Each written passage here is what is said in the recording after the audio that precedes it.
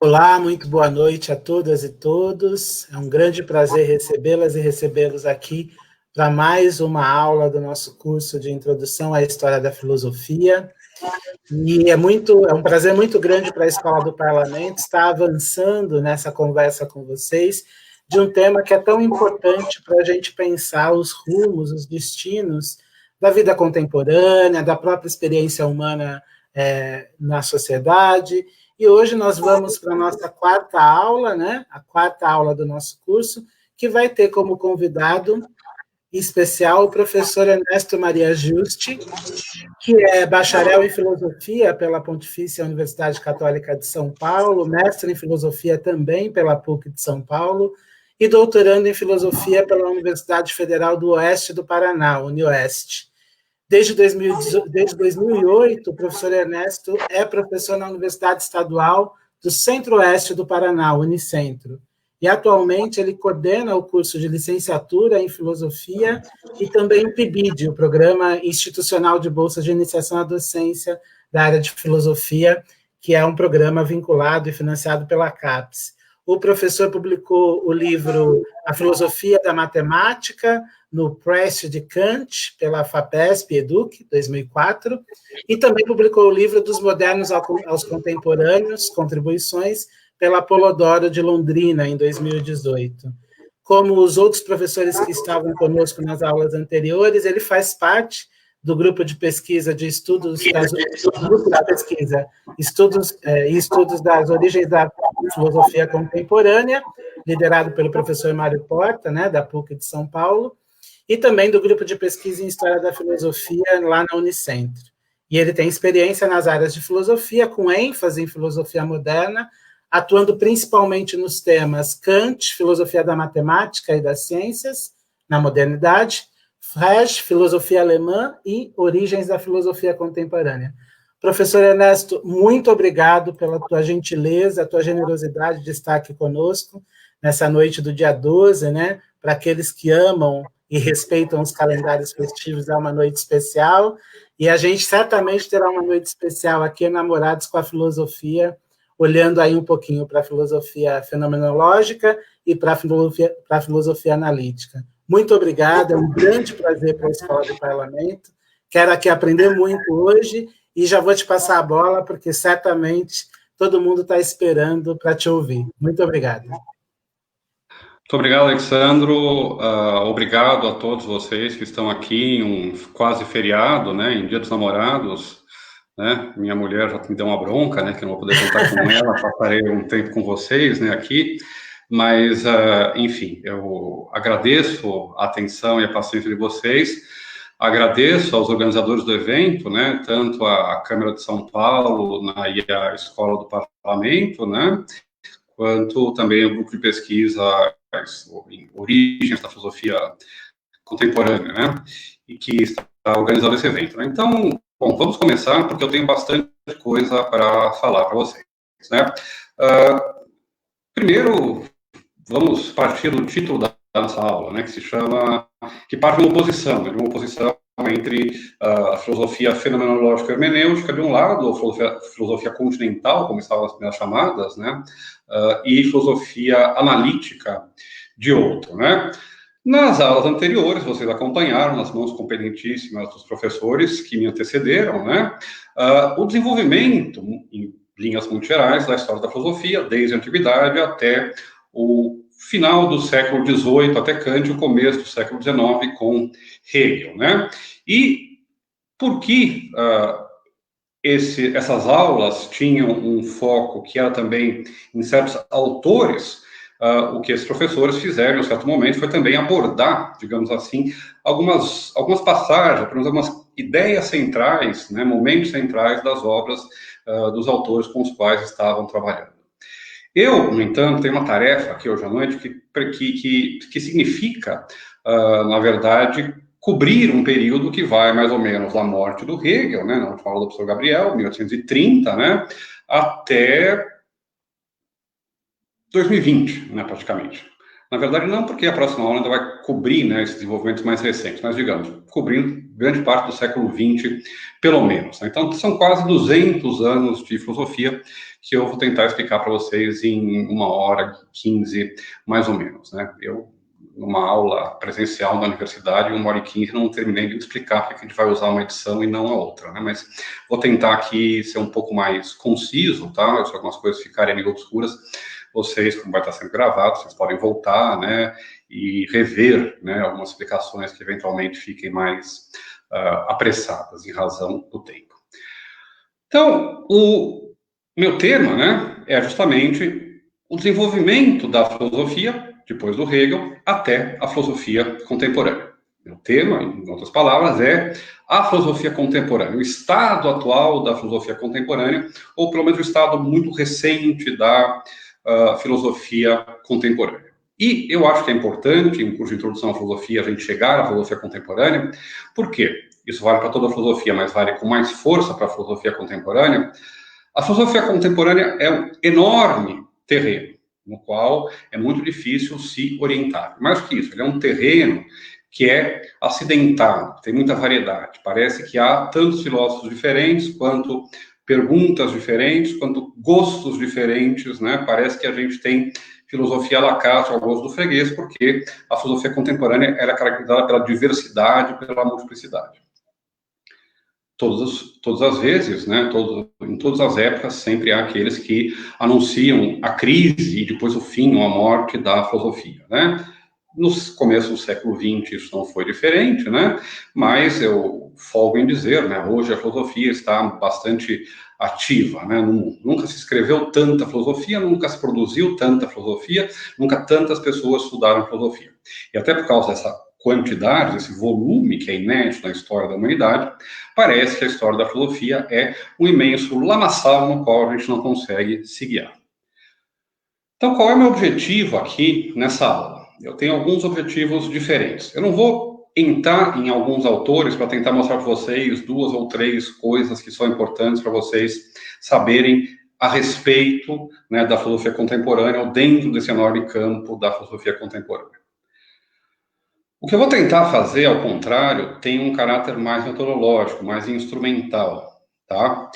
Se o Gabriel, na última aula, disse que ia apontar introduzir vocês no Hegel, eu não vou chegar a fazer isso aqui. O que eu quero é mais mostrar para vocês uma certa direção. Mais especificamente, o que eu quero fazer aqui é fornecer uma bússola, um instrumento, né? Um guia para que vocês, que entenderam mais ou menos o que aconteceu até o Hegel, até depois do Kant, consigam entrar nesse terreno muito amplo, que é a filosofia contemporânea. O que eu quero fornecer, então, para vocês é um instrumento, e esse instrumento, vocês vão ver, consiste em tentar características que vocês já encontraram nas outras aulas desse curso. Tentar contar uma história da filosofia que seja genético-evolutiva, onde a gente veja como os problemas surgem e como eles evoluem, como eles são selecionados, né? Presta atenção na metáfora da evolução. A evolução não é sempre a sobrevivência ou a adaptação dos melhores, mas a sobrevivência do mais adaptado, né? Daquele que tem uma vantagem sobre os outros naquele momento. A filosofia também evolui nesse sentido. Às vezes, algumas ideias, digamos assim, tomam mais força e se desenvolvem mais do que outras. Então, a primeira coisa que eu quero fazer nessa aula é oferecer para vocês uma bússola, né? Uma coisa que dê para vocês os pontos cardeais para onde vocês podem, por onde vocês podem se orientar, né? Os 2 iniciais são essa distinção, que eu já vou explicar daqui a pouquinho, entre filosofia continental e filosofia analítica. Agora, fornecer uma bússola não é ainda suficiente, né? Uma bússola dá a direção, mas vocês têm que ter uma ideia de onde vocês estão. Vocês têm que ter uma ideia, né, de que tipo de obstáculos, que tipo de terreno vocês têm à frente. E o que eu vou fazer, então, também vai ser fornecer um mapa conceitual, um mapa histórico que permita a vocês entrarem, abordarem certos temas, certos autores dentro da filosofia contemporânea e ter uma chave, né, uma chave de leitura para poder abordar os textos desses autores. E eu quero fornecer, finalmente, outro objetivo que eu tenho, é que vocês saiam dessa aula com uma direção, né, continuando nossas metáforas geográficas, cartográficas, né, de uma bússola, para vocês saberem, né,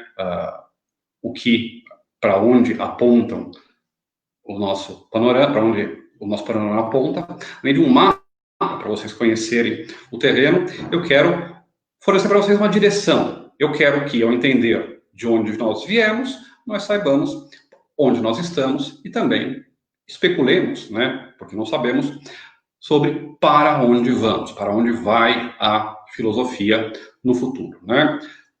O Futuro da Filosofia é o nome de um texto, aliás, de um dos filósofos sobre o qual eu vou falar hoje, o Franz Brentano. Bom, a pergunta da qual parte essa aula, ela tem a ver, então, com esse cenário, né, de uma separação, de uma divisão dentro da filosofia entre analíticos e continentais. A primeira versão do cartaz para essa aula, né, a abreviação que encontraram para a filosofia analítica foi filosofia anal, né? Então, muitas pessoas estavam muito entusiasmadas que eu fosse abordar a filosofia anal nessa aula. Infelizmente, a filosofia anal é a filosofia analítica, né? E a tradução melhor seria fio.analítica, né? Mas o que é filosofia analítica? O que é filosofia continental?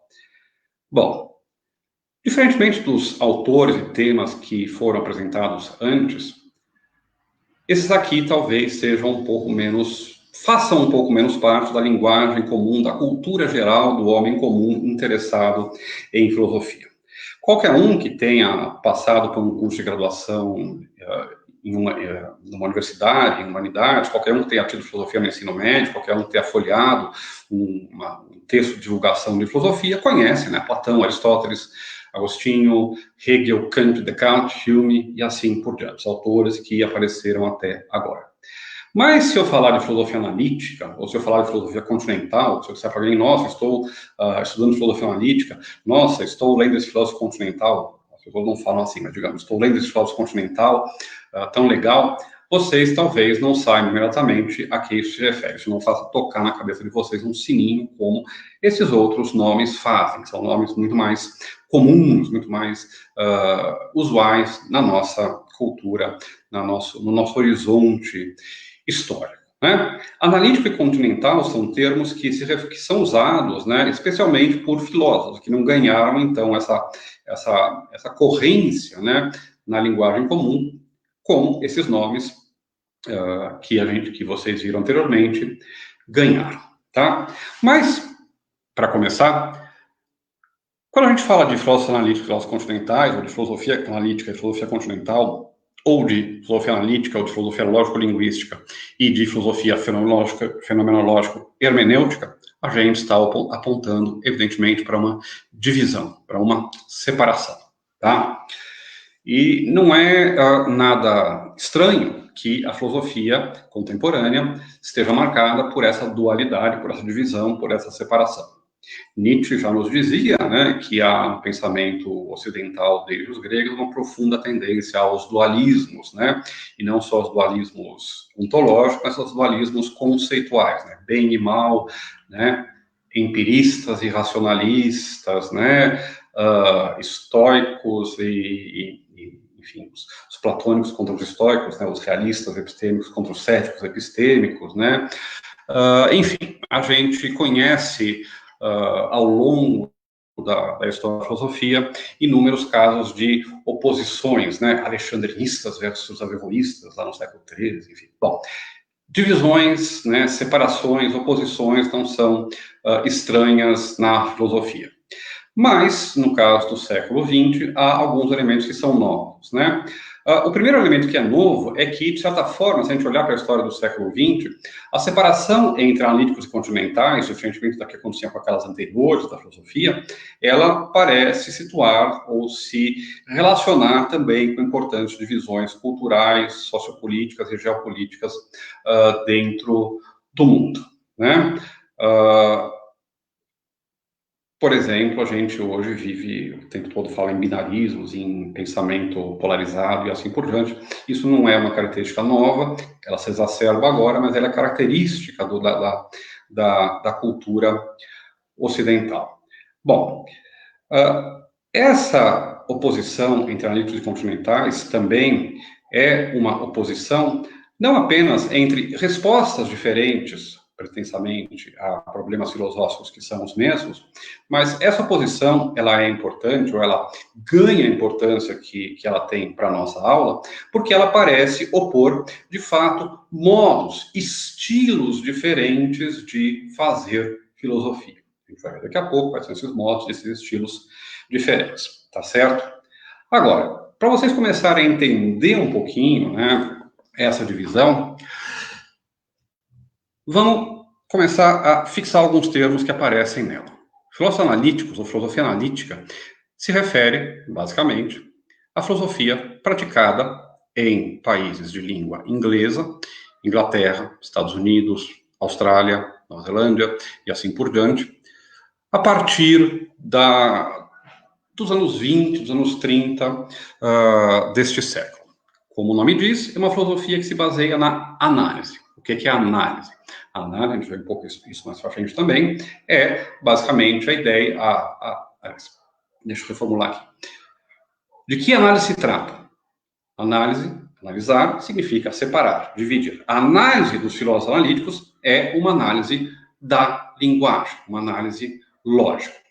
E depois, quando a gente põe os filósofos fenomenológicos, hermenêuticos do outro lado, a gente está dizendo que aquilo que define eles é um método filosófico, eventualmente também, talvez, um objeto, e vamos ver se é o caso, problemas diferentes, né, que, então, são de uma natureza substancialmente, essencialmente diferente daquela dos filósofos analíticos, da filosofia analítica, tá? O ponto, então, importante a respeito da divisão entre analíticos e continentais não é que ele opõe dois grupos diferentes de filósofos, mas é que há, no fundo dessa separação, uma tese extremamente forte, extremamente cheia de consequências, se ela for verdadeira, eu não creio que ela é verdadeira, já adianto um spoiler para vocês, né? De que haveria, no fundo, hoje, não só uma divisão, mas uma cisão irreparável, uma separação absoluta entre caminhos, né? Uma divisão dos caminhos da filosofia, no qual eles jamais vão se reencontrar. Então, essa divisão coloca um problema importante, porque ela nos coloca a questão de saber se ela é inevitável, se há algo dentro da filosofia que faz com que a gente esteja cindindo a filosofia em dois cantos diferentes. Ela é definitiva? Será que ela aponta para uma estado de coisas que jamais vai ser resolvido, que jamais vai ser conciliado? Mas também, e aqui é o modo que eu acho mais fundamental, mais importante de formular essa pergunta, o que a gente quer saber, quando a gente fala da oposição entre analíticos e continentais, é se essas duas tradições, esses dois modos de fazer filosofia, são incomensuráveis. Ou seja, se há ou não há uma medida comum entre eles. Aquilo que é comensurável é aquilo que pode ser medido, né, por uma unidade que é comum aos dois elementos que estão sendo medidos. Aquilo que é incomensurável é aquilo onde não há uma medida comum, onde a unidade, a medida, o padrão, o critério que pode ser aplicado a um objeto, não pode ser aplicado ao outro objeto. Um outro sentido da incomensurabilidade da qual eu estou falando é simplesmente, então, a ideia de que a gente não poderia comparar essas coisas. São coisas totalmente diferentes. Cada um está fazendo uma coisa diferente, tem que ficar no seu canto, porque, já que elas são incomensuráveis, então, o diálogo é impossível. A tese da incomensurabilidade é uma tese forte, porque se filosofia analítica e filosofia continental são incomensuráveis, não possuem medida, padrão, critério comum ou origem comum, então elas simplesmente representam não mais a filosofia, mas duas coisas diferentes que se reclamam daquilo que ao longo dos seus 2.500 anos, né, no Ocidente, foi uma empreitada única, uma empreitada que tinha uma unidade, né, mesmo com essas separações, tá? Agora,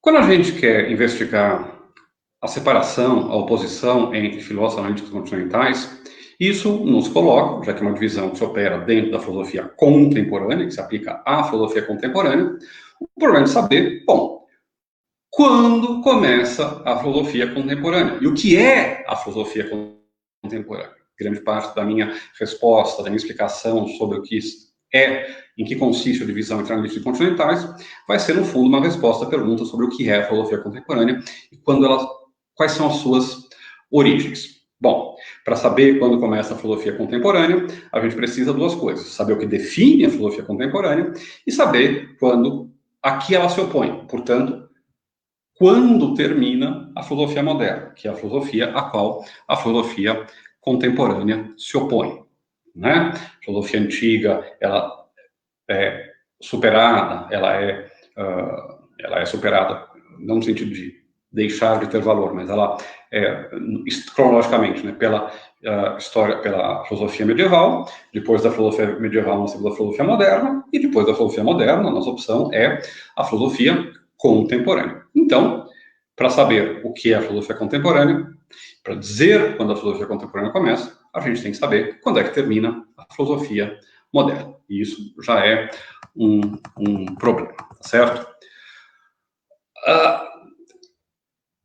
Se a gente for olhar os livros de história da filosofia contemporânea, e se a gente for olhar também os livros de história da filosofia moderna, a gente vai ver que não existe consenso, né, a respeito dessas datas. Alguns livros de história da filosofia moderna vão chegar, por exemplo, a incluir o Nietzsche, né? Alguns vão incluir o Hegel, alguns vão parar no Kant, né? Se a gente olha os livros de filosofia contemporânea, alguns vão começar lá já entrado no século XX, com Heidegger, Wittgenstein, né? Dois nomes importantes, né? Heidegger, fenomenólogo hermenêutico, né? Wittgenstein, filósofo analítico, né?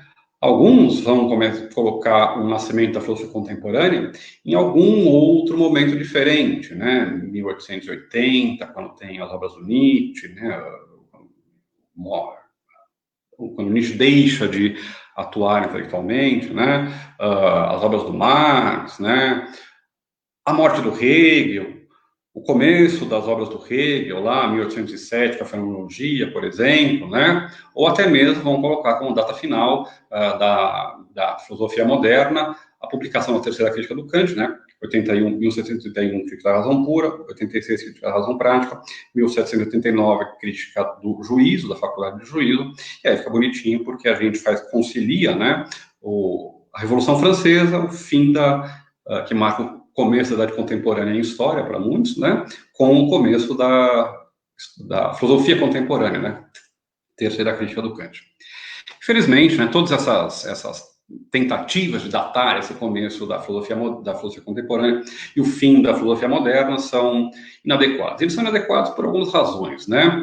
Por algumas razões que o modo de pesquisar a filosofia que a gente desenvolve aqui no grupo, né, tem tentado explicitar e enfrentar, né? O primeiro motivo é que ele se baseia, muitas vezes, que essas classificações, né, da história da filosofia e essas datações da história da filosofia, elas são convencionais, né? Elas não dependem de critérios internos da própria filosofia.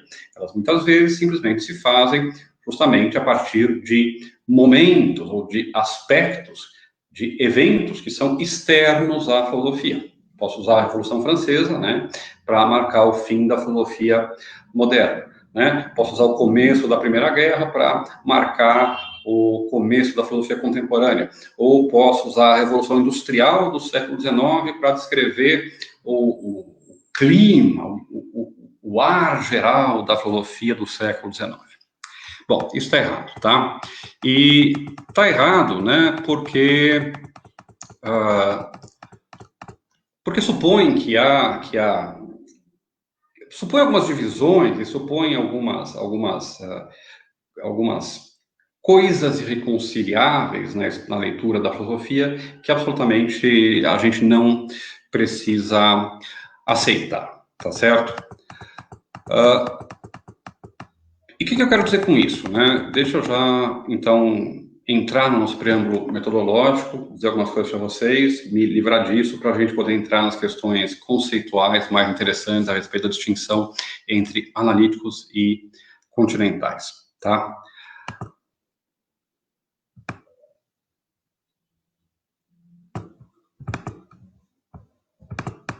Desculpa, gente, só um segundo para eu achar meu texto aqui, porque eu estou falando com vocês e olhando aqui na tela também.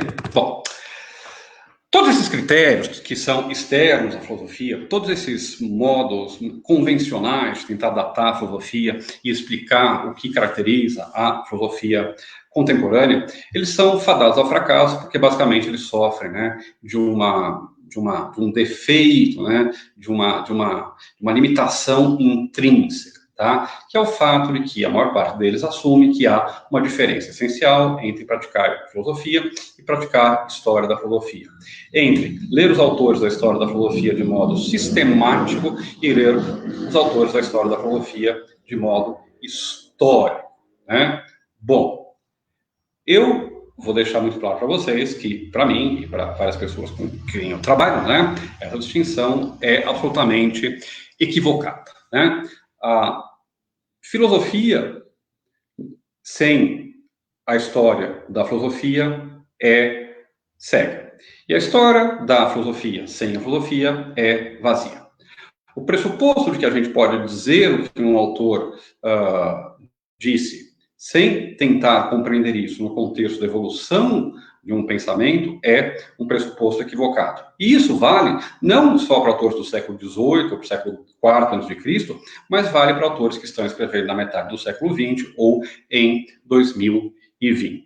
O nosso fio condutor, o nosso fio de Ariadne, o fio que nos leva a reencontrar o caminho quando nós nos havíamos perdido dentro da bússola, do mapa, do território que eu coloquei para vocês lá no começo, né? O fio condutor que nos faz com que a gente possa entender a filosofia é a própria história da filosofia, né? Não há, de fato, separação entre história da filosofia e filosofia simplesmente, porque toda a história da filosofia bem feita é filosófica, isto é, sistemática, e toda filosofia sistemática bem feita é histórica, porque se constrói a partir de uma tradição, a partir de problemas que foram legados pela história. Agora vejam que interessante. Por que eu estou dizendo isso para vocês? Não é óbvio isso? Não, não é óbvio. É uma situação que, no caso concreto das universidades americanas, por exemplo, e também no caso concreto do Brasil, por razões muito diferentes, é simplesmente ignorado, tá? Nos Estados Unidos, eles têm a convicção de que é possível fazer filosofia sem história da filosofia e que a história da filosofia tem pouquíssimo interesse para a filosofia sistemática, enquanto aqui no Brasil, por causa da formação francesa, hospiana e assim por diante, a gente tem a convicção de que é possível fazer história da filosofia sem que essa história da filosofia tenha pretensão sistemática, né, sem que ela dialogue de fato com os problemas contemporâneos que aos quais o texto nos leva, né, e isso, claro, também transforma a história da filosofia em um interesse quase mórbido no que já foi dito pelos outros filósofos, por filósofos que já morreram. No caso da filosofia analítica, isso é fácil de entender. A filosofia analítica, porque elas pretendem análise lógica da linguagem, porque os seus instrumentos são a lógica, né, o rigor conceitual, esses instrumentos não teriam um caráter, eles próprios, históricos, e, portanto, a filosofia, já que ela trata de problemas, já que ela se faz argumentativamente, ela é ahistórica ou mesmo anti-histórica. Eu não preciso da história. A filosofia continental, a filosofia que se faz na França, na Alemanha e assim por diante, ao contrário, ela toma consciência da história. Mas, mesmo assim, ela não toma consciência da história de um modo satisfatório. Por quê? Porque ela se reapropria da história da filosofia para explicar ou para encontrar conceitos que são usados como ferramentas para descrever o presente. Há uma apropriação da história da filosofia, mas não há um interesse reflexivo em relação à história da filosofia, no qual a história da filosofia consegue iluminar e explicar a identidade presente da própria filosofia. Então, nosso pressuposto aqui é que não há uma rigorosa, definitiva, entre filosofia e história da filosofia. Mais do que isso, tá? Alguns outros pressupostos que eu vou seguir nessa aula, tá? O primeiro, e eu não vou me alongar muito nele, porque ele foi explícita ou implicitamente seguido por todos os professores que me antecederam, é que a filosofia é feita de problemas. São problemas filosóficos, são perguntas filosóficas, perguntas de uma certa natureza, né, que guiam o pensamento, que guiam a evolução do pensamento filosófico. São os problemas, né, que fornecem esse fio condutor, esse fio de Ariadne que nós estamos buscando. Agora, o segundo princípio metodológico que a gente tem que ter em mente é que esses problemas, eles não têm uma evolução meramente mecânica ou meramente cronológica, onde vem um depois do outro, né? Uma maldita coisa depois da outra, né? Como alguém definia a história, né? Não. Os problemas filosóficos, eles têm um desenvolvimento ou uma evolução que é, primeiro, dinâmico, né? Onde, então, as coisas respondem umas às outras, né? Uma máquina é um sistema mecânico. Um corpo é um sistema orgânico, dinâmico, né? Então, onde as coisas se retroalimentam, né? Onde há sempre uma interação, uma complementaridade. Bom, significa, então, que esses problemas têm uma evolução ou um desenvolvimento que é orgânico, dinâmico, interno à própria filosofia. É a lógica dos próprios problemas que leva aos avanços e também aos retrocessos dentro da história da filosofia, e não elementos externos que pedem a reação dos filósofos, que chamam, que clamam pela opinião dos filósofos. Como a gente vê hoje. Por que que, com a pandemia, né? Por que tanto o que se produz sobre a pandemia é de qualidade duvidosa, né, pelos filósofos, né? Bom, porque eles estão, digamos assim, obedecendo a uma necessidade extrínseca, externa, mecânica, né, do desenvolvimento dos seus problemas, e não uma necessidade, né, interna, dinâmica, orgânica, né, do desenvolvimento dos seus problemas, tá? E não há separação, então, terceiro princípio metodológico, entre o aspecto sistemático e o aspecto histórico da filosofia. A gente vai partir desses pressupostos, tá?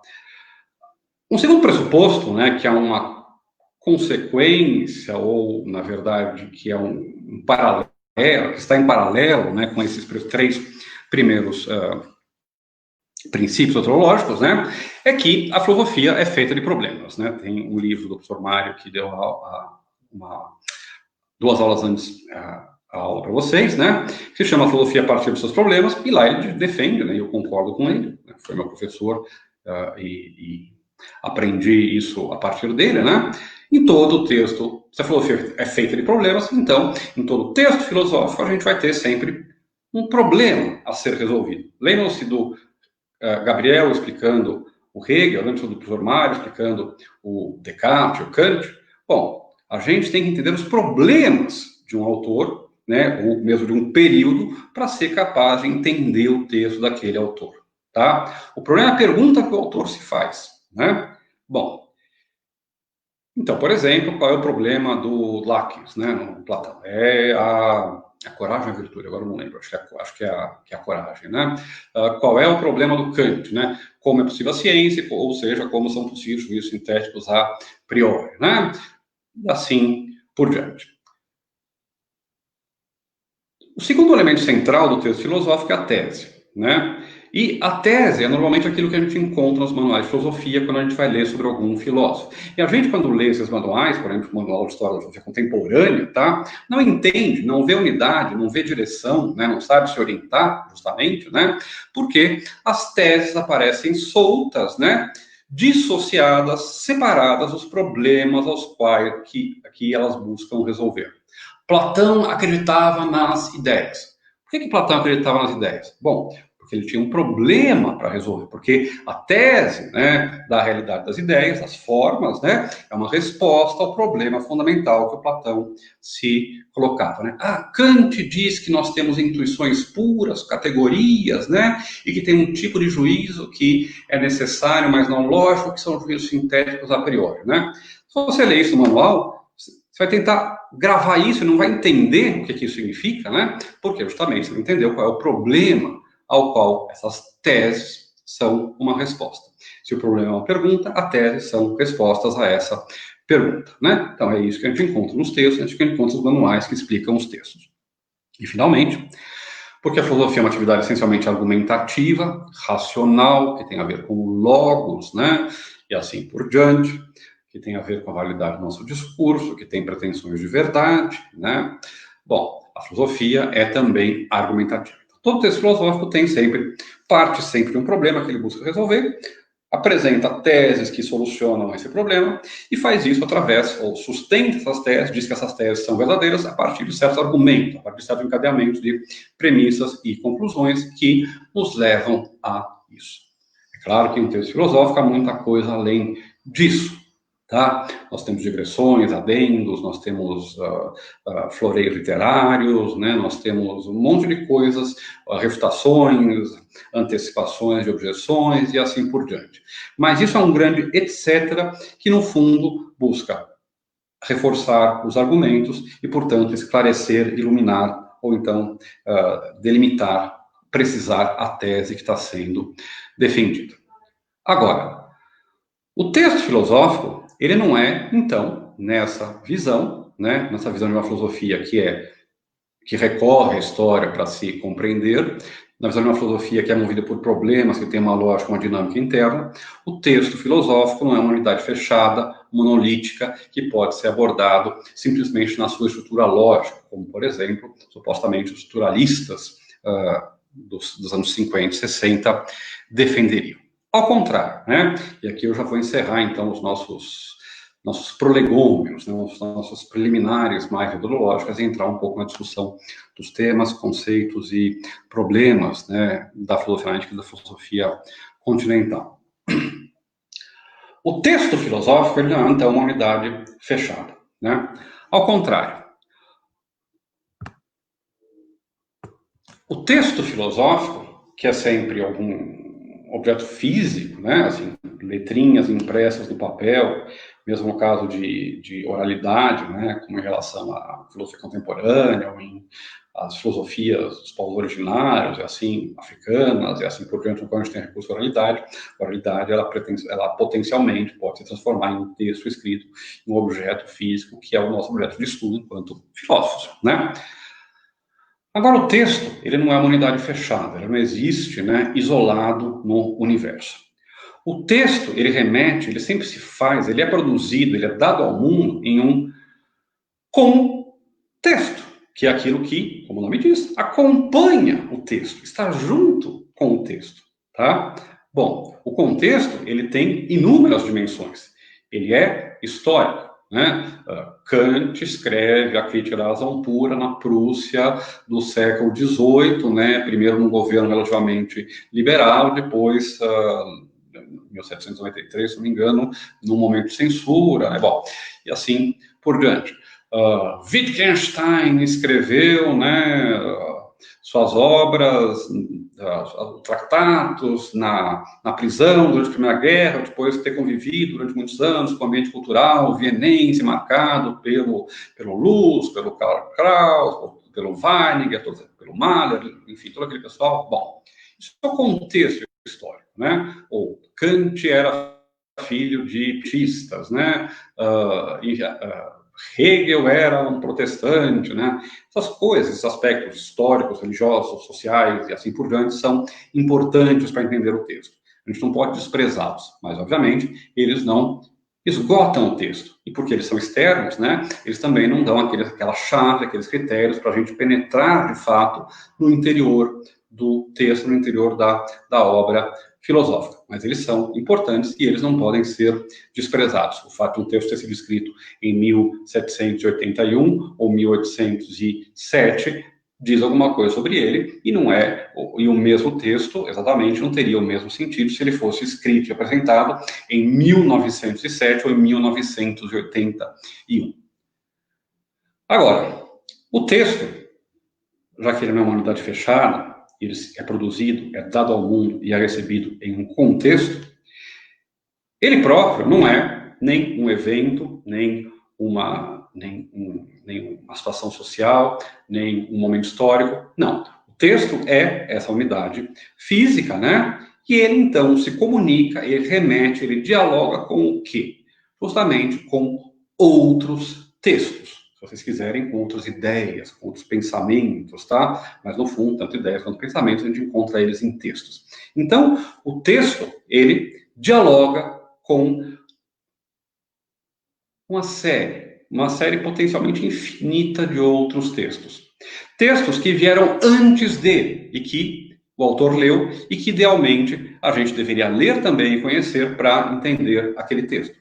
Lembre-se dos exemplos que foram dados, né? Se eu quero entender Hegel, eu tenho que entender um pouco de Schelling, Jacobi, Fichte e assim por diante. Se eu quero entender o Kant, eu tenho que compreender, eu tenho que conhecer os princípios matemática e filosofia naturais do Newton e os elementos, né, do nosso amigo Euclides. Pelo menos, idealmente também, as meditações de Descartes, os pensamentos, a lógica alemã e a metafísica do Wolff, a metafísica do Baumgarten e assim por diante.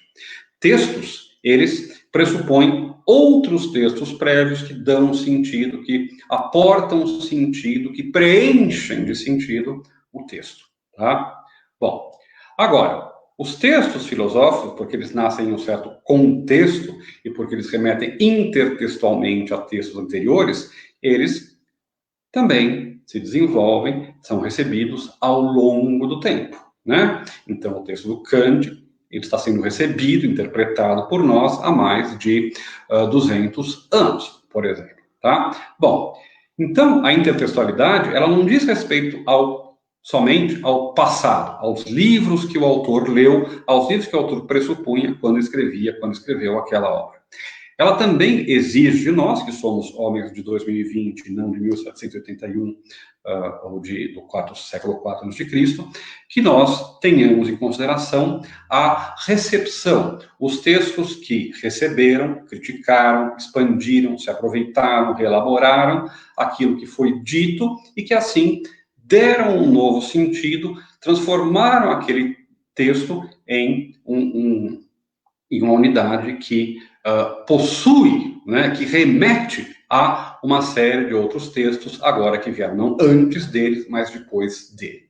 A intertextualidade é esse diálogo que todo texto tem com o que vem antes e com o que vem depois, e é fundamental, porque a filosofia é essencialmente um diálogo, né, entre agentes, e esse diálogo, né, essa conversação, ela se reflete nessa intertextualidade do texto filosófico. Então, vamos lá. A pesquisa filosófica, você entender um texto de história da filosofia, para você que é mais leigo e está se assustando com aquilo que eu estou dizendo aqui, tá? Como é que eu faço para entender um texto de filosofia? Eu tenho que observar o requisito da textualidade. Eu tenho que entender textualmente o que está lá, gramaticalmente, né, literalmente o que está sendo dito. Esse é um trabalho, por exemplo, de simplesmente reconstruir, né, a formulação do texto, de você procurar aquilo que está obscuro, as palavras que você não conhece o significado, e assim por diante. A textualidade exige, então, a atenção à letra do texto. A contextualidade exige o quê? A atenção ao lugar do texto na história do pensamento, do autor e da própria humanidade. Tá? E a intertextualidade exige a atenção aos textos pressupostos pelo autor, a atenção às leituras que são feitas, às recepções e reelaborações que são feitas do texto de um autor. Tá? Agora, por que eu disse tudo isso? Por duas razões. Tá? Porque, no caso da filosofia do século XIX, que é onde estão as origens da filosofia contemporânea, nós temos uma imensa lacuna, né? Todas essas tarefas de estabelecer texto, estabelecer contexto, estabelecer intertextualidade, né? Elas estão por ser feitas. Há um grande ignorabimus histórico em relação ao século XIX. A segunda razão pela qual eu estou dizendo isso é que só se a gente leva isso em conta, a gente é capaz de dar uma solução, dar uma saída para essa aparente separação, divisão da filosofia contemporânea, tá? Vamos lá. Então agora vamos voltar à nossa questão inicial, que é qual é a diferença entre filosofia continentais e por que a gente tem esses dois grandes ramos da história da filosofia, tá? E a primeira coisa que eu quero dizer para vocês é, olha, até hoje, os filósofos tentaram definir, seja o que é filosofia fenomenológica, seja o que é filosofia hermenêutica, seja o que é filosofia analítica, vários filósofos deram uma definição, falou que caracterizar elas é isso, né?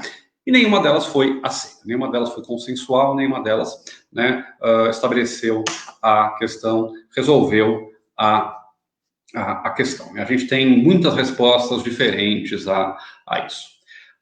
Mas apesar da gente não ter uma definição, né, um conceito que delimite por condições necessárias e suficientes aquele objeto, a gente tem claramente, quem trabalha com filosofia percebe isso, e mesmo vocês que eventualmente não trabalham com filosofia vão perceber isso e começarem a se familiarizar com isso, uma semelhança de família entre essas duas grandes famílias, né? Entre esses dois grandes grupos, os fenomenólogos e hermeneutas de um lado e os analíticos do outro. Quando eu pego uma obra de um analítico e bato o olho, eu sei que ela é uma obra de um analítico. Tá? E quando eu pego a obra de um filósofo continental, eu sei que ela é uma obra de um filósofo continental. Né?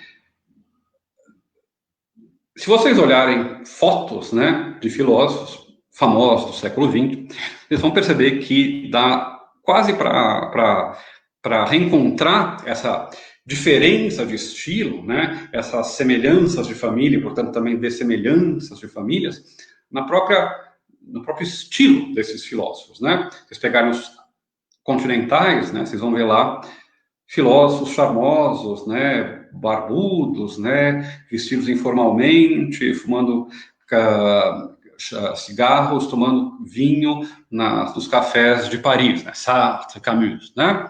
Se vocês procurarem fotos dos filósofos analíticos, vocês vão encontrar pessoas vestidas com elegantes tweeds ingleses, né, na frente de bibliotecas, fumando cachimbos, né, de madeira, né, e com uma cara muito sisuda e séria. Bertrand Russell, por exemplo. Eu conheço fotos do Bertrand Russell, né?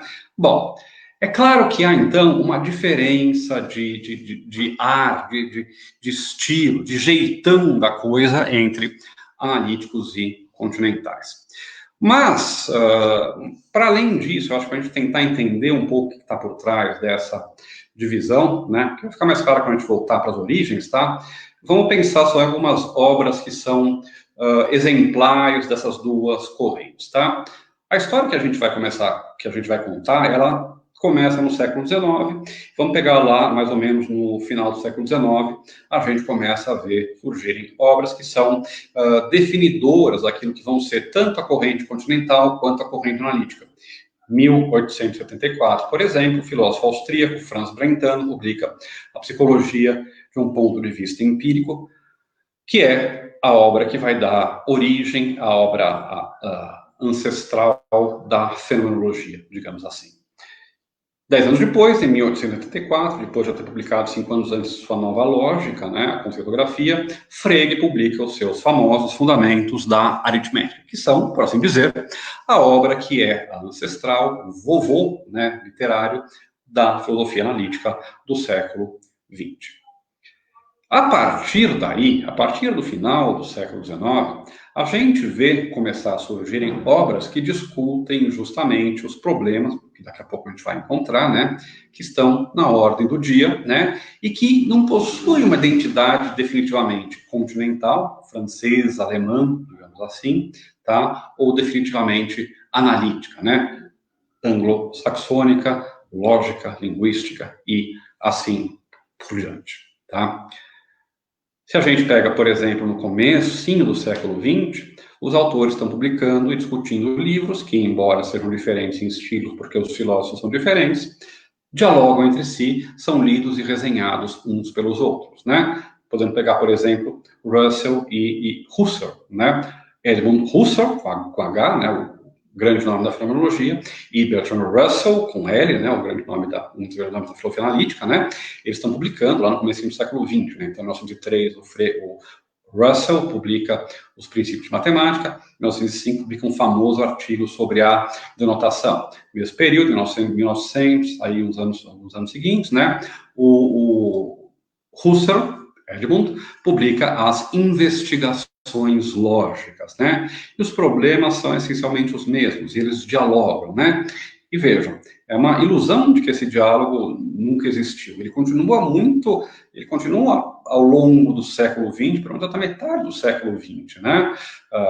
Na figura do Cassiro, por exemplo, né? Na figura, por exemplo, do Gilbert Ryle, que é um grande filósofo analítico, que lia as obras do Merleau-Ponty e do Husserl e recebe a fenomenologia, pelo menos até o final da década de 30, né? Bom, então a gente tem um momento de indistinção, né? Aí, a partir da década de 20, a gente começa a ver surgirem os grandes textos dessas duas tradições, e aí sim, a separação dos caminhos, para usar a expressão do Michael Friedman, fica evidente. Se vocês quiserem duas grandes figuras, dois grandes avós da fenomenologia, da filosofia analítica e da filosofia continental, vocês têm, então, lá Brentano, de um lado, e Frege, do outro, tá? Se vocês quiserem os pais da filosofia analítica e da filosofia continental, a gente pode pegar, então, o Heidegger, né, discípulo de Husserl, né, aluno de Husserl, sucessor dele na cátedra, né, da universidade, e o Wittgenstein, aluno de Russell, né, discípulo de Frege, né, e autor, então, representante dos analíticos. E vejam como os próprios livros que eles publicam nessa década tão central para a história da filosofia indicam que há uma diferença de caminhos, né? O Wittgenstein publica um livro de 80 páginas, que na verdade é menos do que isso, porque são aforismos numerados com grandes espaços em branco, né, de 20 ou 30 páginas de texto corrido, então mais ou menos com muitos símbolozinhos lógicos no meio, né, se chama Tractatus Lógico-Filosófico, Tratado Lógico-Filosófico, né, enquanto o Heidegger publica um livro que se chama Ser e Tempo, né. No Tractatus Lógico-Filosófico, as questões centrais do nosso amigo Wittgenstein são a linguagem, os limites da linguagem, a natureza da lógica, a fundamentação da lógica. No texto do nosso amigo Heidegger, os problemas centrais, para alguns daqueles enunciados, são a questão do ser, né? São a natureza da existência humana e da nossa vivência concreta aqui. A gente já vê aí, então, uma separação mais ou menos clara entre caminhos diferentes. E se a gente começa a ver o que acontece depois, por exemplo, dentro da filosofia analítica, 1928, a construção lógica do mundo, 1934, a sintaxe lógica do mundo, né, ambos do Rudolf Carnap. A gente vê na filosofia continental, né, francesa, alemã, né, 1941, né, o Ser e o Nada do Sartre, 1943, a fenomenologia da percepção, do Merleau-Ponty, né, 45, né, a fenomenologia da percepção do Merleau-Ponty, enfim, a gente já vê começar a surgir definitivamente uma divisão temática, uma divisão que tem a ver, então, com o tipo de abordagem, e se vocês forem ler o texto também, com o tipo de texto filosófico mesmo que é oferecido por esses autores. Bom, por que acontece a separação?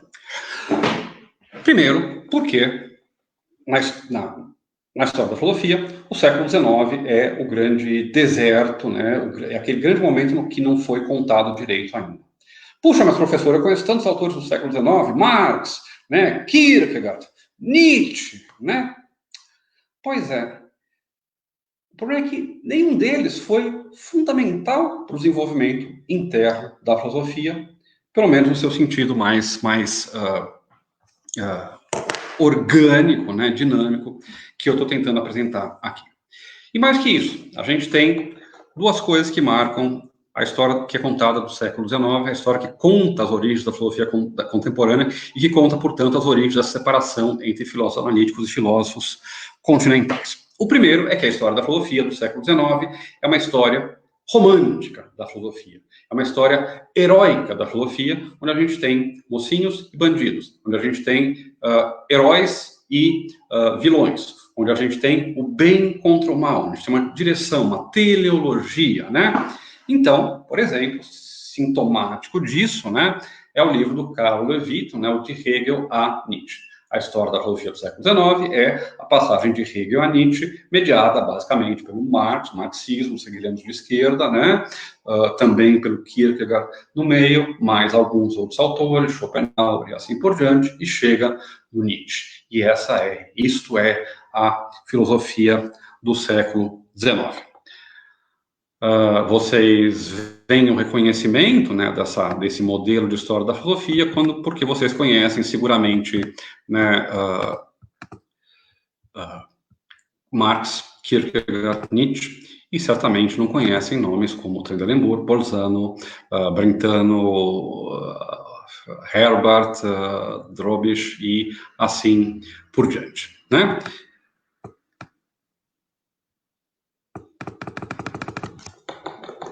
Além disso, né, tanto a filosofia analítica quanto a filosofia continental, quando foram contar a sua história, contar de onde nós viemos, e eles, o que eles disseram, o que eles contaram para si mesmos? Eles contaram, olha, nós surgimos por geração espontânea.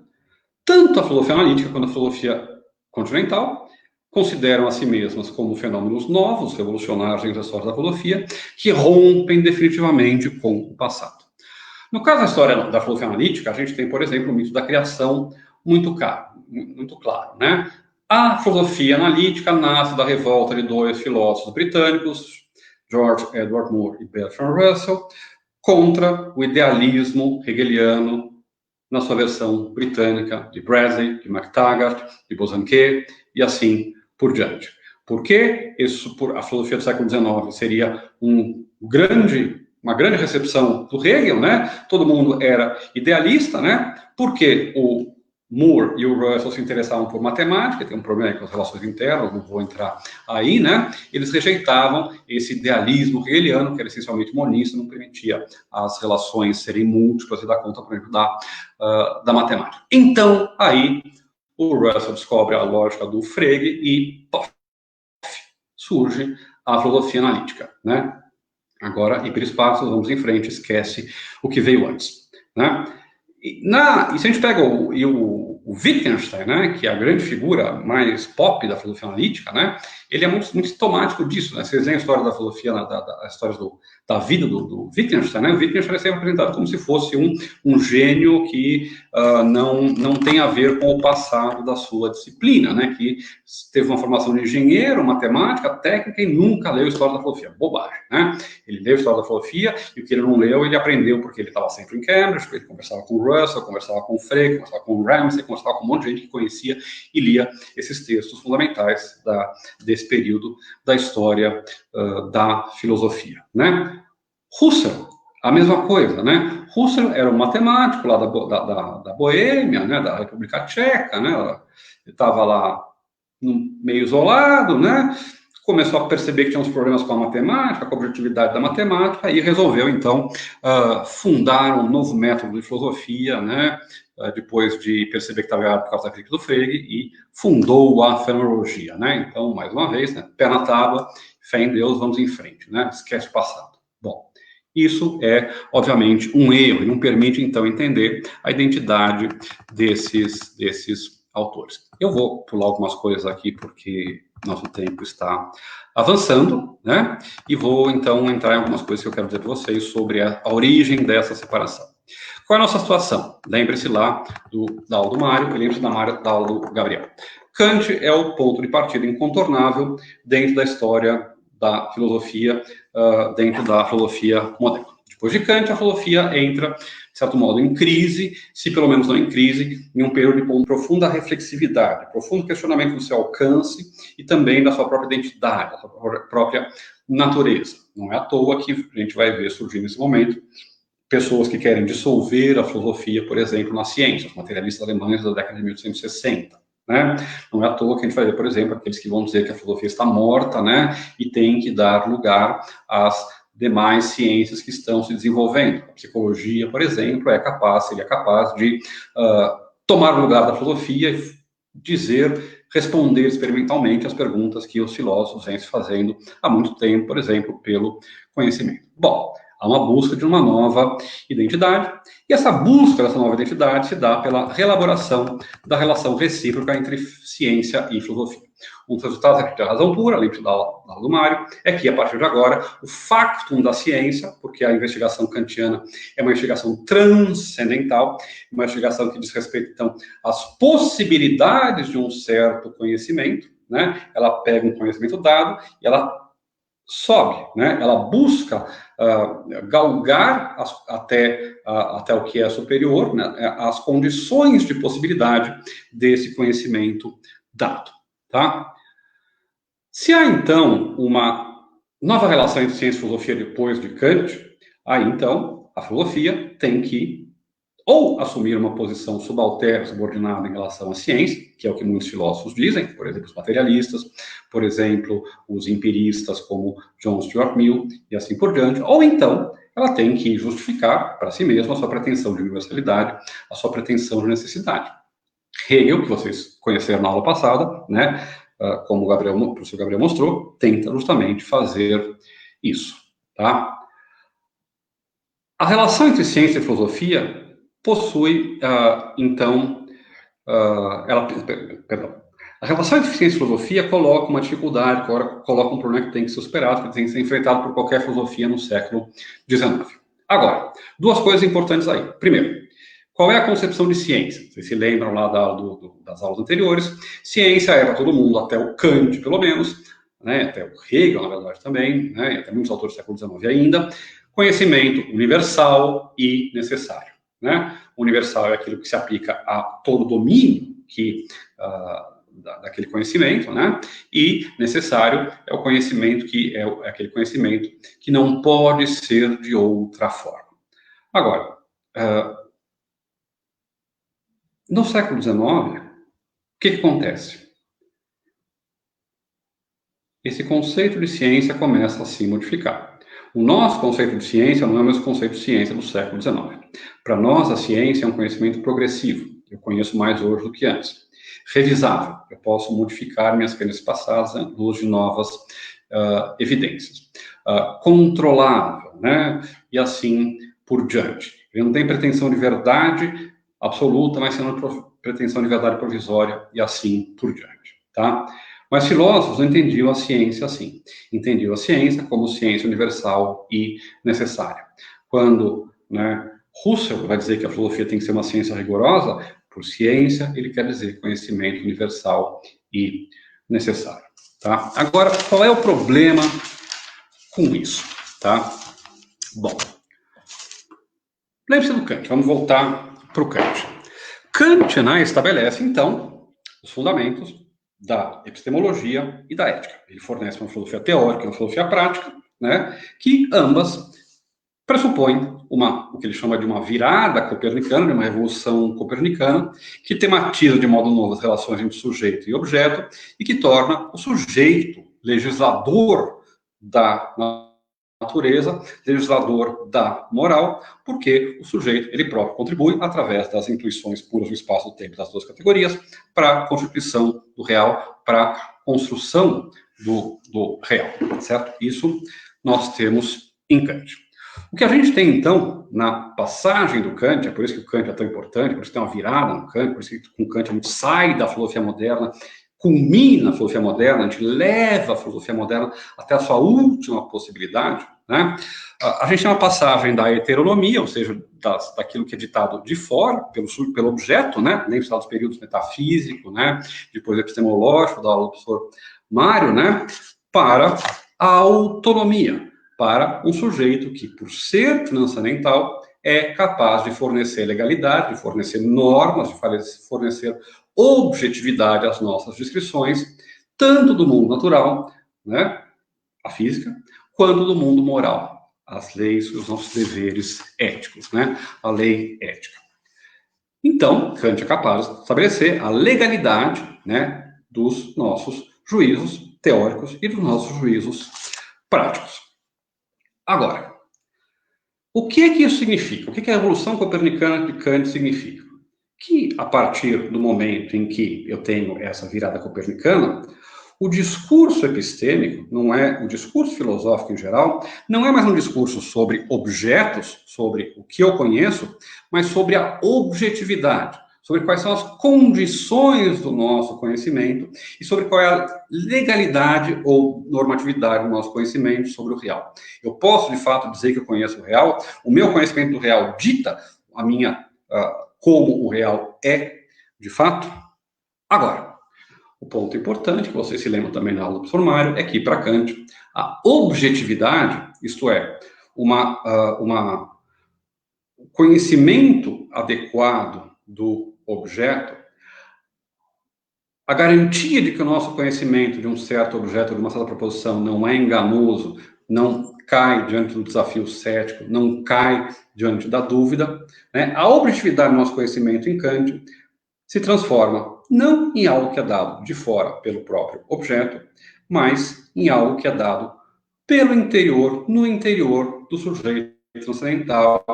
É algo que transforma, então, a objetividade em validade intersubjetiva. Nossos conhecimentos valem porque todos os seres humanos são capazes de compartilhar o mesmo acesso ao real.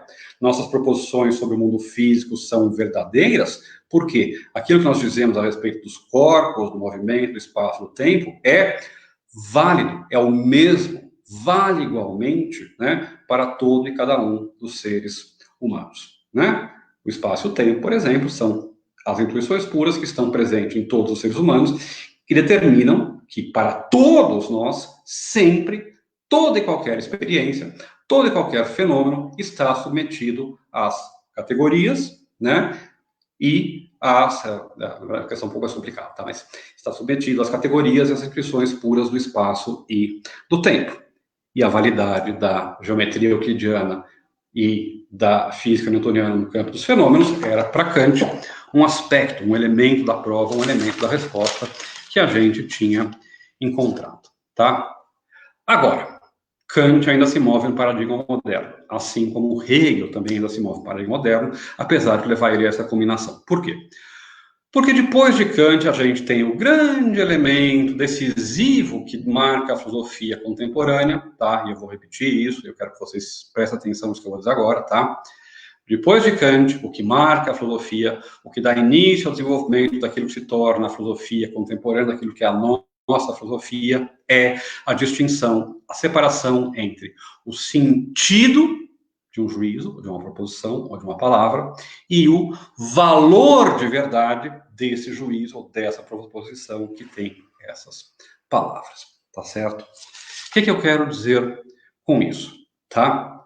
Porque, se eu quero investigar o mundo físico, né, para Kant, o que eu quero saber é o valor, ou para os filósofos modernos em geral, o que eu quero saber é o valor de verdade de uma proposição sobre o mundo. Eu quero saber, por exemplo, se a água ferve a 100 graus Celsius.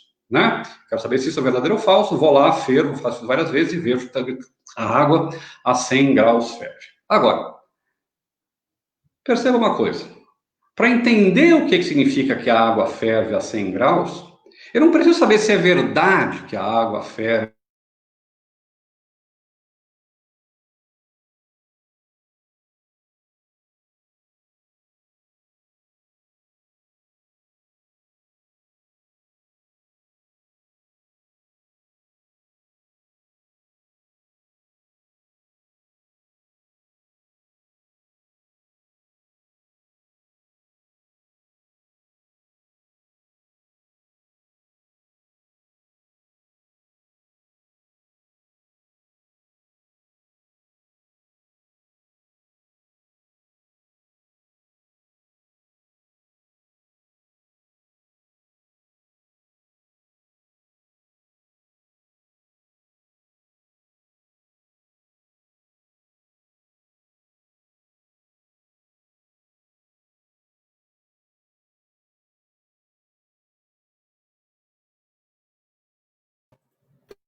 Temos um probleminha aí na internet, me parece que talvez na própria conexão do professor, mas daqui a pouco a gente já volta com essa aula. Quero lembrar a todas e todos que esse curso está na sua 4ª aula, nós temos mais um encontro na semana que vem, e que nós estamos acompanhando aqui aqueles que fizeram inscrição pelo Simpla e que então, podem receber o processo de certificação a partir do cumprimento da avaliação, e aqueles que estão acompanhando sem ter feito a inscrição no Simpla, mas evidentemente estão usufruindo aqui da enorme quantidade de conhecimento, da reflexão crítica dos professores que estão conosco nesse curso. Quero aproveitar para registrar mais uma vez o meu agradecimento, em nome da Escola do Parlamento, ao professor Mário Porta, coordenador do grupo de pesquisa em origens da filosofia contemporânea da PUC de São Paulo, tem sido um parceiro absolutamente fundamental para a Escola do Parlamento e que nos ajuda aqui na articulação com os professores. O professor Ernesto estava aqui, aproveitei que tinha caído um pouquinho a sua conexão e dei 2 recados para a turma, mas já podemos voltar aí com a tua exposição. Estava só aprendendo aqui contigo em silêncio. Bom, gente, não sei o que aconteceu, vamos voltar, né? Então, eu estava dizendo, né, que a separação... O momento fundamental do filosofia do século XIX, do ponto de vista da história que eu quero contar, é, então, a separação entre sentido e valor de verdade. Lembre-se, sentido e valor de verdade são coisas diferentes. Entender o que significa uma proposição é independente, não tem a ver com saber se ela é verdadeira ou não. Agora, percebam também uma coisa interessante, tá? Para conhecer o valor de verdade de uma proposição, eu tenho que compreender o seu sentido. O valor de verdade na proposição é dependente do sentido dessa proposição. Para saber se é verdade que a água ferve a 100 graus, eu tenho que entender o que significa dizer que a água ferve a 100 graus. Agora, ao contrário, o significado da proposição, o sentido da proposição é independente em relação ao valor de verdade. Para entender o que significa dizer que a água ferve a 100 graus, eu não preciso saber se é verdade que a água ferve a 100 graus ou não. Tá? Bom, esse princípio, quem deu a ele toda a sua amplitude que ele vai ter na filosofia posterior foi o Frege. O Frege, por isso, é o grande nome, né, na história, nas grandes viradas que tem no século XIX, porque ele estabelece essa divisão, essa distinção de modo absolutamente fundamental, e mais do que isso, ele opera com ela no interior da filosofia e vai produzir uma série de elementos que são definidores da filosofia contemporânea. Primeiro, a separação entre sentido e valor de verdade, entre você saber o que significa uma proposição e saber se ela é verdadeira ou não, faz com que você possa atacar, faz com que você não precise recorrer a elementos psicológicos, elementos mentais, né, para explicar o nosso conhecimento, né? Isso permite, então, que você elabore uma estratégia, elabore um modo de fazer filosofia que é essencialmente antipsicologista, né? Frege não estava preocupado, os filósofos do final do século XIX não estavam preocupados com o idealismo absoluto de Hegel, nem na sua versão britânica, nem na sua versão alemã. Os filósofos do final do século XIX estavam preocupados em refutar o psicologismo. O que é o psicologismo? O psicologismo é a tese de que...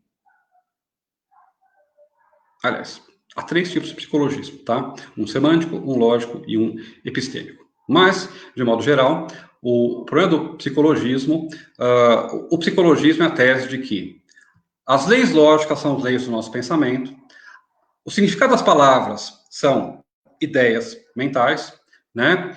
E também o nosso conhecimento é um conhecimento mediado por representações do mundo, tá? Frege vai dizer que tudo isso pode ser deixado de lado. Por quê? Segundo o elemento fundamental, então, que permite a separação entre sentido e valor de verdade, isso abre campo para que exista uma objetividade não real, para que a gente possa explorar uma objetividade não real que não depende mais, então, dos objetos, dos seres, mas se dá no campo, justamente, da validade e da normatividade, né, a partir do sentido.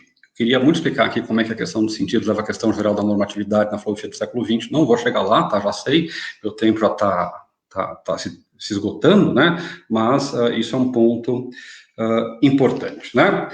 Então, ele busca um conceito de objetividade não real. A ideia, então, é que existem coisas que são reais, que, então, determinam o nosso conhecimento, por exemplo, a verdade e a falsidade, ou as leis lógicas, né, e assim por diante, ou proposições em si, como no caso do Bolzano, né, mas que não são reais no sentido de que não são efetivas, que não entram em relações causais com o mundo, como cachorros, garrafas e corpos em queda entram, né. Bom, a separação, então, entre sentido e valor de verdade, ela enterra a virada transcendental dada pelo Kant, ela enterra o período epistemológico prévio que vinha da filosofia moderna como um todo, e a gente começa a se perguntar, então, e aí surgem, então, as questões sobre o sentido. E aí surgem 2 elementos centrais, que eu não vou entrar, que são a virada linguística que se dá na metade do século XIX com o 1000 e o Trendelenburg, por motivos diferentes, tá? E a virada semântica, que está com Bolzano, Lotze, sobretudo já nas décadas de 50 do século XIX, né? Que são dois modos de explorar essa descoberta da objetividade não real, né? E do antipsicologismo, né? Como superação das aporias deixadas pelo Kant para a filosofia do século XIX, né? Agora, o que é sentido? Por que a gente está falando de sentido? Sentido é aquilo que uma proposição, uma frase diz, tá? A teoria clássica do sentido, a teoria que vem desde Aristóteles, que percorre toda a história da filosofia até o século XIX, é a teoria referencial do significado, também a teoria clássica do significado, que se caracteriza, né, por pelo menos 3 elementos, tá? Primeiro, é uma teoria que é referencial, tá? Significados são significados das minhas ideias, e as ideias simplesmente significam, se relacionam diretamente, inequivocamente, um a um, né, com objetos na realidade, né? Se eu tenho uma xícara na realidade, eu tenho uma ideia de xícara na minha cabeça, a ideia de xícara, né, o sentido da ideia de xícara, perdão, é esta xícara aqui, ou xícaras semelhantes, né, objetos que eu chamo de xícaras. Há uma relação direta entre o meu pensamento e a realidade, entre a coisa na realidade e a ideia que representa essa realidade. Ela é, portanto, referencial, porque ela depende dos objetos da realidade. Ela é mentalista, porque o significado está nas ideias, está na minha mente, está uma coisa está na minha cabeça. E ela é também monista. Por quê? Porque a gente não tem acesso às nossas ideias, não tem acesso às nossas apresentações. Nós não temos acesso às apresentações dos outros, às ideias dos outros, nós temos acesso só às palavras, à linguagem. A linguagem é intersubjetiva, os pensamentos são privados, portanto, ideias se refletem inequivocamente, né, em palavras, em termos, em símbolos, né, que também têm uma relação um a um com ela. Quando eu vejo uma xícara, eu tenho a coisa xícara produz uma ideia xícara, a ideia xícara é o sentido, né, desse termo, né? E para que eu possa comunicar esse sentido, eu tenho que recorrer à palavra, tá? Essa teoria tem milhares de problemas. Ela não consegue dar conta, por exemplo, de objetos não existentes. Quando eu falo Pégaso é um cavalo alado ou unicórnios não existem, né? Essa teoria não dá conta, né? Ela é problemática também porque enunciados negativos também são um problema para ela. Ela é problemática porque enunciados existenciais com quantificação múltipla são um problema para ela. Russell apresenta todas essas críticas lá nos princípios da matemática, por exemplo, a teoria clássica do significado, tá? Ela tem, então, esses 3 elementos. Ela é referencial, porque ela parte dos objetos. Ela é mentalista, porque são os objetos que são representados na mente e o sentido está na mente. E ela é monista, porque há um único elemento, que é o objeto, que se transforma em ideia, que depois é transmitido pela palavra, que dá o significado à linguagem. Bom, tem inúmeros problemas, né? Por exemplo, problema de objetos inexistentes, por exemplo, então, problema de negação e assim por diante. Como é que o Frege soluciona isso? Frege soluciona isso separando sentido e valor de verdade e operando uma série de separações também correlatas a essa separação. Ele vai dizer, olha, o significado não é um elemento único, tá? Então, a gente não vai ter uma teoria de significado monista. O significado depende de pelo menos 2 elementos, tá? Do significado, o que a palavra diz, como ela apresenta algo, e a referência, o objeto que é apontado, a realidade que é apontada, designada por aquela palavra. A gente resolve as operações existentes porque tem palavras que têm sentido, mas não tem referência, né? Ela não é mentalista, né? Porque a relação entre sentido e referência não é uma relação que se dá no domínio da subjetividade da consciência, mas que se dá no domínio da objetividade não real, das significações e das leis lógicas, tá? E se vocês conhecem o Husserl, tudo aquilo que eu estou falando aqui sobre o Frege, e o modo como o Frege, então, resolve a teoria clássica do significado, está presente quase que de modo paralelo em todos os seus elementos na teoria do Frege, né?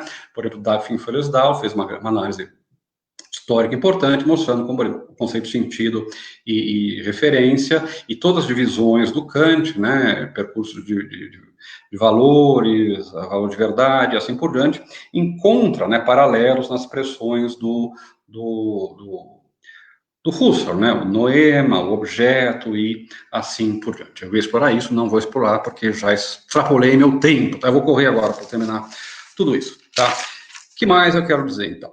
O problema da filosofia do século XIX, então, deixa de ser o problema do conhecimento e passa a ser o problema do significado, tá certo? E o problema do significado, a gente viu, é independente do conhecimento. A validade de uma proposição não depende da sua verdade. A validade, né, de um conhecimento não depende dos objetos aos quais eles se referem, mas pode ser investigado de modo independente desses objetos e de modo independente da subjetividade daquele que pratica essa investigação. Bom, professor, tudo bem. Eu entendi que o sentido é fundamental para entender o surgimento da filosofia contemporânea, que ele representa uma superação do conceito do modelo epistemológico do período anterior, mas, mesmo assim, né, parece que esses filósofos são bastante diferentes, né? Se a gente pega lá o Heidegger, o Merleau-Ponty, quando eles estão estudando a consciência e as vivências concretas no período do pós-guerra, não parece a mesma coisa, né, que o Austin ou o Ryle estão fazendo lá em Oxford e em Cambridge, né? Tem alguma coisa muito diferente. Sim. Por quê? Veja. Porque ambos estão explorando o problema do sentido, mas ambos exploram o problema do sentido em direções diferentes, porque ambos, filosofia analítica e filosofia fenomenológica e hermenêutica, adotam um objeto semelhante, o problema do sentido, mas porque tem um método diferente, né, método ariológico em um caso, método fenomenológico e método hermenêuticos do outro, né, porque ela tem um método diferente, elas chegam a conclusões bastante diferentes e desenvolvem suas pesquisas em direções bastante diferentes, tá? O problema do sentido, saber o que significa, saber o que dá significado a algo, é, para os analíticos, essencialmente uma coisa que se opera sobre proposições, ou eventualmente sobre complexos de proposições, por exemplo, provas ou argumentos, né? Mas o sentido é o sentido linguístico, é o sentido essencialmente de uma proposição. Uma proposição é uma afirmação que diz algo sobre o mundo que pode ser verdadeira ou falsa. A casa é branca, o gato está na mesa, hoje é dia 12 de junho, né? Proposições, então, têm um sentido. E os filósofos analíticos investigam essencialmente quais são as condições do sentido das entidades linguísticas. O que é o sentido? Qual a relação do sentido com o mundo, né? Qual a relação entre palavras e a realidade? Se o sentido é um fenômeno da linguagem, se o sentido se encontra na linguagem, qual é a fronteira ou o limite para esse sentido? Será que existe uma fronteira na qual a gente aborda, ou a gente entra no domínio do sem sentido? Bom, essas são as questões típicas dos filósofos analíticos. Os filósofos fenomenológicos hermenêuticos estão aparentemente preocupados com coisas muito diferentes dessas, né? Não, eles também estão preocupados com o sentido. Como assim eles estão preocupados com os sentidos? Bom, tudo aqui que eu não falei nessa aula, tá? Eu vou falar em 2 minutos agora e vou tentar mostrar algumas coisas para vocês, apontar algumas coisas para vocês, tá? Se tem o Frege de um lado, do outro lado tem o Brentano, mas também tem outro sujeito que é o Dilthey, né? O nosso amigo Wilhelm Dilthey. E o Dilthey, ele, justamente, desenvolve a pergunta pelo sentido, não do ponto de vista da lógica, da matemática, como faz o Kant, não do ponto de vista das ciências naturais, como fazem os neocantianos, sobre os quais eu não falei, que era outra coisa que a gente deveria saber para entender toda essa história direito, mas, enfim, não como os neocantianos, o sentido da ciência, mas, por exemplo, Dilthey vai buscar qual é o sentido daquilo que ele chama de ciências do espírito, que a gente chamaria, de modo impreciso, de humanidades, né, das ciências sociais, ciências do direito, né, as ciências pragmáticas, né, psicologia, sociologia, enfim, essas ciências, né? Qual é o sentido destas ciências? Qual é o sentido, por exemplo, da história, né? Quando eu olho para a história, o que ela me diz? Ela me conta uma história, né, que tem um começo, meio e uma finalidade, um propósito ao qual ela se dirige, como queria lá o Hegel? Ou será que quando eu olho a história eu vejo só uma maldita coisa depois do outro, como querem outros, né? Qual é o sentido da história? O que essa história significa para nós? O que a história significa para nós, por exemplo, em termos da nossa identidade? Como é que a história, é por isso que o Dilthey é o pai da hermenêutica, né? Como é que a história, a literatura, a arte, a religião me fornecem elementos, me fornecem pressupostos que permitem, né, entender o meu sentido, o sentido da minha existência. Se os filósofos analíticos estão preocupados essencialmente com o sentido lógico-linguístico da proposição, filósofos continentais, em geral, estão preocupados com o sentido em um sentido, um significado, uma valência mais ampla.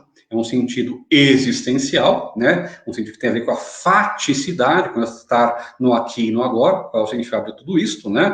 E que tem a ver com a faticidade, então, com aqui e agora, que tem a ver com a vivência. Esse é um termo central para a gente entender e separar filosofia analítica e filosofia continental, né? Se filósofos analíticos se voltam para proposição, filósofos continentais se voltam para a vivência, se voltam para o erlebris, né? Se voltam para aquela situação concreta, fática, no qual o sujeito se encontra, né? Por isso que Heidegger escreve um livro se perguntando sobre como é que eu entendo o ser humano aqui e agora, nessa situação dada, na qual ele se insere no mundo, na qual ele tem relações que são essencialmente de cuidado, de interação, de inserção no mundo, que não são relações epistêmicas, que não são relações lógicas, né, como queria o tradicional, assim por aí. Bom, o que ele está fazendo? Ele está fazendo uma questão diferente do que Husserl fazia, ou do que Frege fazia, ou do que Dilthey fazia? Não. Ele está se perguntando pelo sentido da vivência histórica, pelo sentido da vivência de um ser, em particular, em relação a outros seres, né, o Dasein, né, nesse modo particular da nossa existência, que é a temporalidade, né, é uma questão pelo sentido. E vocês podem pegar, né, os autores da tradição e vão encontrar esses paralelismos, né. Essa ideia de que o problema do sentido é o problema que abre a filosofia contemporânea é absolutamente central. Autores muito diferentes, que aparentemente são incomensuráveis, naquele sentido inicial da nossa resposta, né? Na verdade, estão preocupados com coisas semelhantes. Pega lá o Foucault, né? Ou pega lá o Deleuze, né? Que aparentemente são o oposto completo da tradição analítica. Foucault está preocupado com o que fornece sentido, por exemplo, aos nossos discursos com pretensão de verdade. Ou, para usar um termo que a gente já tinha encontrado, o que dá validade aos discursos com pretensão de verdade. E vejam como ele já não se coloca no interior de um discurso sobre a verdade, né? Sobre o conhecimento. O que importa não é o valor de verdade, o que importa é o sentido, a produção do sentido, né? E assim por diante, né? Se vocês pegarem cada autor, né, dessas que representa polos opostos nessa grande divisão, vocês vão encontrar, é possível, né, usar essa chave de leitura, né, de buscar o sentido, essencialmente linguístico e lógico, nos analíticos, essencialmente vivencial, existencial, né, nos filósofos da tradição fenomenológica hermenêutica, né, é possível encontrar essa mesma pergunta, né, que é respondida de modo diferente pelos dois. Por que é respondida de modo diferente? Porque o método é diferente, né? Porque em um nós temos análise da linguagem, no outro nós temos análise da consciência, buscando a universalidade e necessidade que é possível derivar da nossa apreensão do mundo. Eu tinha um monte de coisa a falar, que acabei não falando, tá? Mas vou terminar, senão não temos tempo para nada. E só quero dizer uma coisa, tá? Um desenvolvimento necessário do conceito de sentido, né, do conceito de sentido ao longo do século XX, já a partir do final do século XIX, mas ao longo do século XX, é que, se a objetividade não é mais uma prerrogativa que se resolve em chave epistêmica, mas sim em chave semântica, o problema que naturalmente surge da teoria do sentido, teoria do significado, seja ele existencial, vivencial, seja ele lógico-linguístico, é o problema da normatividade. como o sentido é estabelecido pelos falantes. Como é que nós entramos em um acordo sobre o que significa algo, né? Ou como é que nós entramos em um acordo sobre o quanto, para quem vale, né, as nossas opções, né, a respeito da verdade, da objetividade, da ciência e assim por diante. Vocês vejam que, por exemplo, um autor que as pessoas acham que é o outsider, o porra louca, o original da filosofia, que é Nietzsche, né? Todos meus alunos que chegam na faculdade estão apaixonados pelo Nietzsche, né? Nietzsche é um autor que se insere claramente nessa corrente.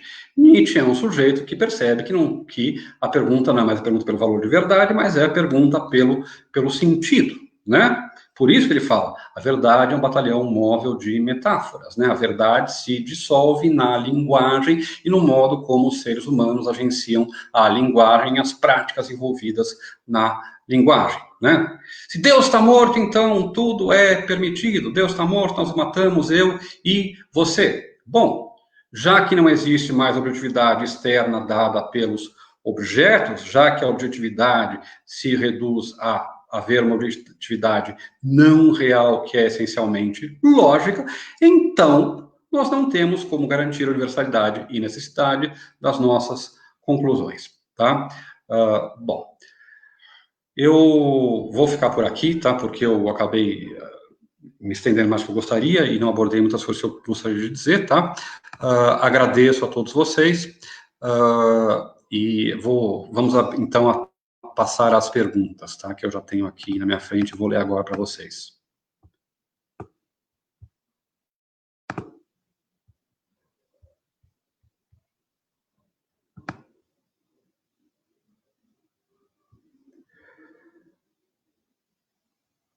Bom, eu vou ler aqui, tá? As perguntas. Emanuel Pedro Sormani Ribeiro. Afinal, que problema filosófico caracteriza a viragem da filosofia moderna para a filosofia contemporânea? O problema do sentido.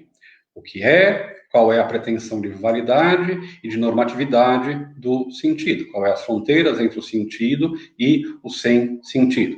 E pensem, então, em sentido, não só em significado, em sentido linguístico, né? Palavras, proposições, mas sentido em sentido mais amplo, em uma abrangência maior, né, que inclui também outros fenômenos que carregam significado, tá?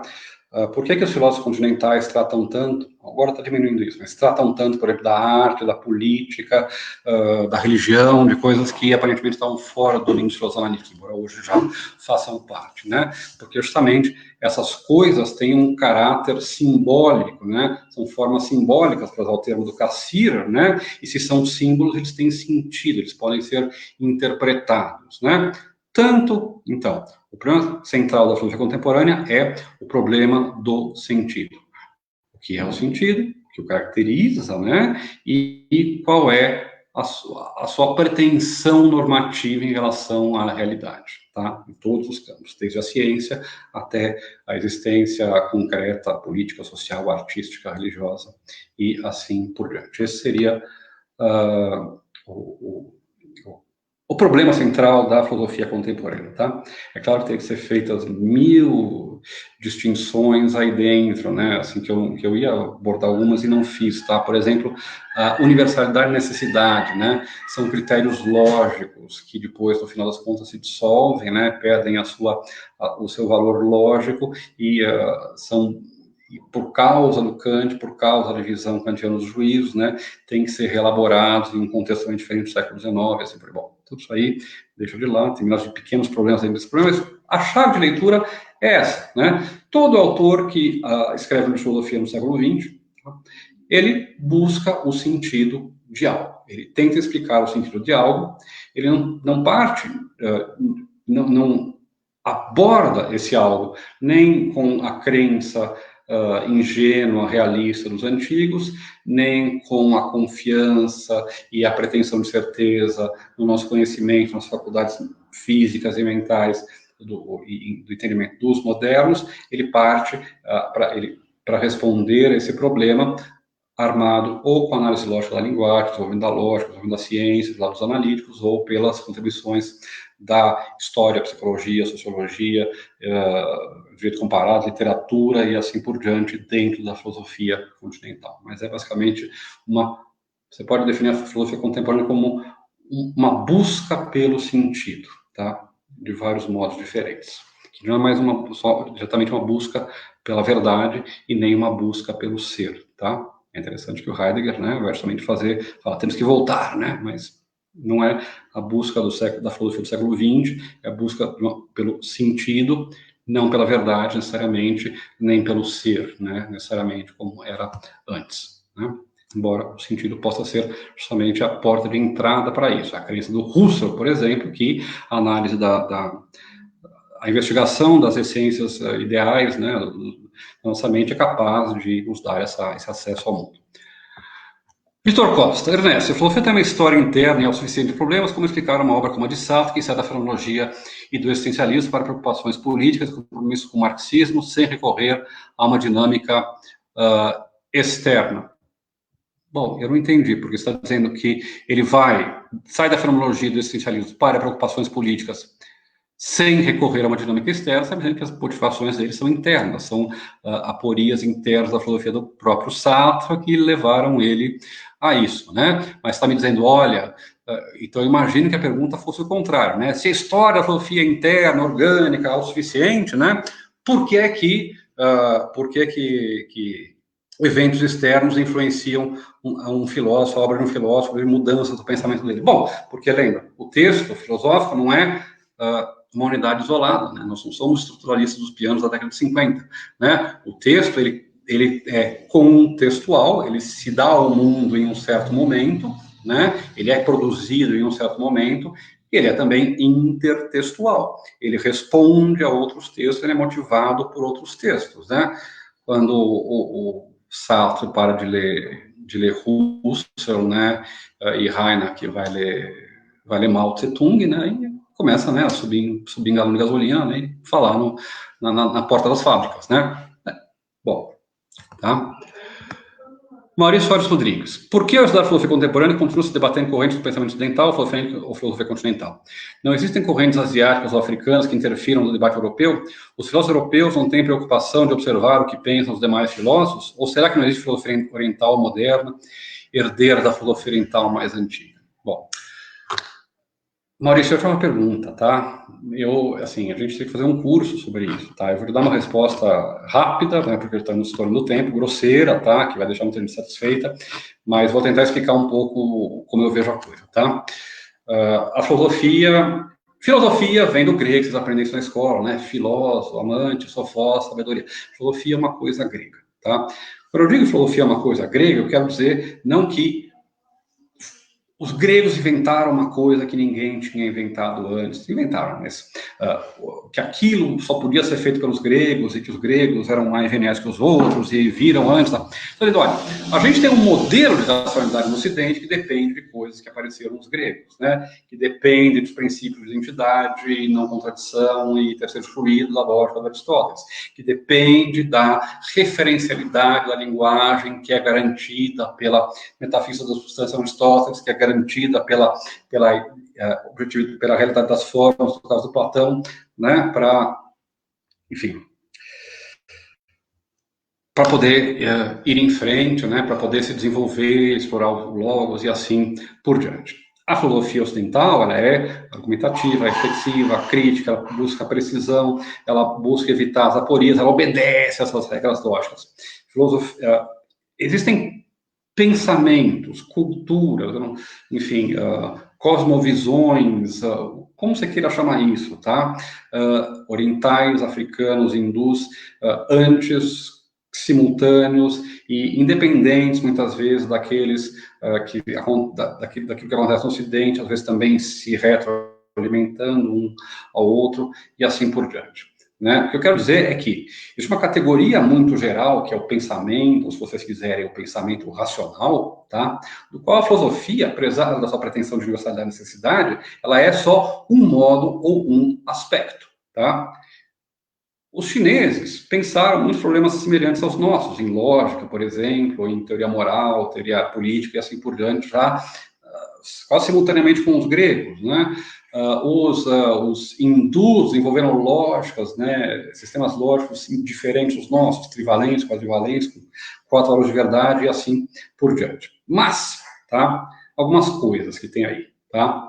E eu não estou de jeito nenhum negando o valor dessas contribuições, ao contrário, estou dizendo, olha, eu acho que é um erro você definir o geral, né, pensamento, o meu pensamento racional da humanidade, pelo particular, a filosofia, que é um modo de tentar atingir essa universalidade da necessidade, mas que é situado historicamente e que tem esse desenvolvimento que vocês estão seguindo, né, desde as primeiras aulas até hoje, né? Por que o pensamento chinês, ou africano, ou indiano, tem que ser julgado pela nossa regra, pela nossa palavra, né?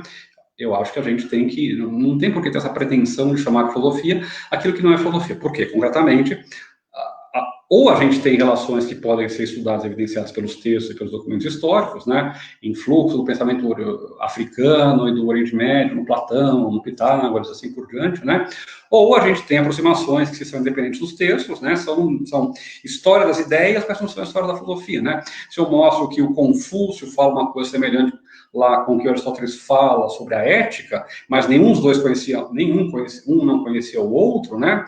Eu estou fazendo história comparativa das ideias, mas não estou fazendo história da filosofia, porque não há essa necessidade interna, porque não há uma evolução de um ao outro, porque não há intertextualidade entre esses textos, tá? E, bom, o que eu acho que a gente tem que fazer agora? A gente primeiro tem que aumentar o cânone da história da filosofia, tem que incluir esses autores que estavam excluídos, esses autores europeus mesmo, né? Dentre os autores europeus, tem autores que são marginais ou minoritários, né? Daí estou falando de mulheres, né? Autores das colônias, né? Pensamento brasileiro, pensamento das ocupações espanholas e assim por diante. A gente tem que aumentar o cânone da filosofia ocidental. E a gente tem que também tornar a filosofia ocidental menos exclusivista, né? Menos, digamos assim, fechada em si mesma a partir de agora. Por quê? Porque a partir do século XVIII, XIX, quando você tem sinologia, indologia, né? Pessoas começam a ler os textos, né? Pessoas começam a viajar, e no século XX, com a globalização, aí você tem, é claro, uma intertextualidade, um diálogo filosófico, né? Nossa filosofia, ela é, até o século XX, branca, europeia, né, e não tem muito jeito, né? Eu espero que a filosofia do século XXI não seja mais branca, europeia, masculina e assim por diante, né? Por quê? Porque, de fato, agora nós não temos por que excluir isso, esse pensamento racional em geral, daquilo que a gente pratica em um grupo pequeno. E eu acho, então, que, na verdade, quando a gente quer incluir filosofia africana, hindu, árabe, ou o que quiser que seja, chinesa, na filosofia ocidental, né, na filosofia, aquela coisa grega, né, a gente está fazendo um serviço a eles, né, porque a gente está querendo julgar, dizer, olha, vocês são bacanas, vocês podem entrar no meu clube, né. Não, é a filosofia que tem que conversar com os seus concorrentes ou com os seus outros, né, e se abrir essa alteridade, né. Tudo bem, gente?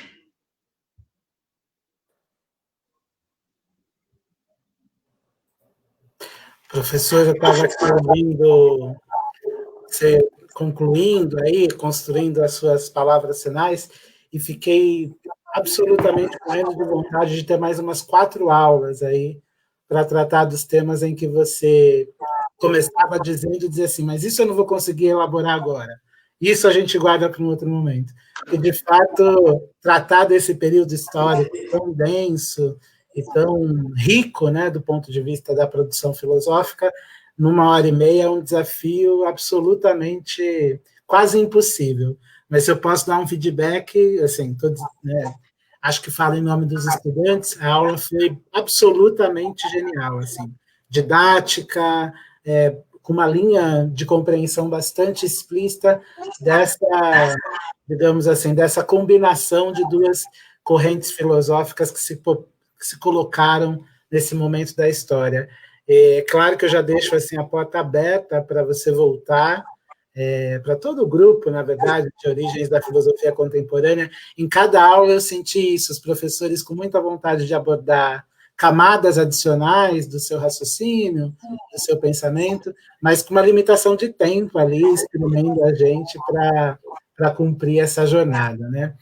Então, eu quero sublinhar isso, assim, para o campo mais amplo da sociedade, os estudos de filosofia sempre parecem um pouco cifrados, mas nesse curso, e a sua aula foi mais um exemplo disso, acho que está bastante evidente quanto a filosofia é relevante para todas as pessoas, né, como um espaço de compreensão de problemas que a humanidade foi enfrentando ao longo da história, no seu tempo, a partir das suas ferramentas, mas que nos dizem muito do processo de constituição da nossa própria humanidade e da nossa própria subjetividade. Então, foi absolutamente genial a aula de hoje. Eu estou muito feliz aqui de estar mais uma noite cumprindo com essa tertúlia noturna, digamos assim, no diálogo com todo mundo, e quero te passar a palavra para as tuas palavras finais, mas não queria deixar de dizer isso,